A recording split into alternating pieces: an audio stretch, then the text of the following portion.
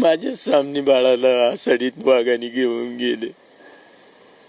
दोनदा आषाढलं पोराला रक्ताच्या वांट्या झाल्या माझ्या सामने. दोनदा माझ्या गुराकलं मोठमोठ्याने.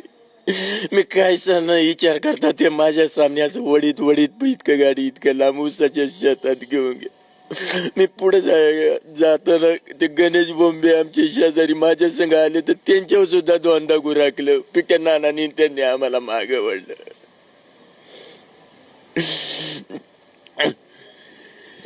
ज्यावेळेस बिट्ट्या आला त्यावेळेस रोहनने काय आरडाओरडा केला होता का? रोहनला आवाज सुद्धा निघून दिला नाही. त्याने मुडकत आजी म्हणायची रोहन रोहन. त्या आवाजाच्या दिशेने मी पळत गेलो. रोहनची चप्पल एक पॅन्ट एक शर्ट एक सगळ्या रक्ताचा टेवा.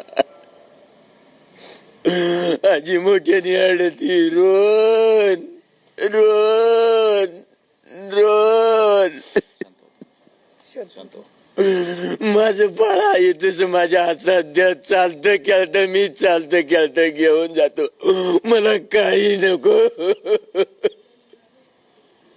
नाही तर मला वाघाच्या तोंडात द्या बाकी काही नको मला.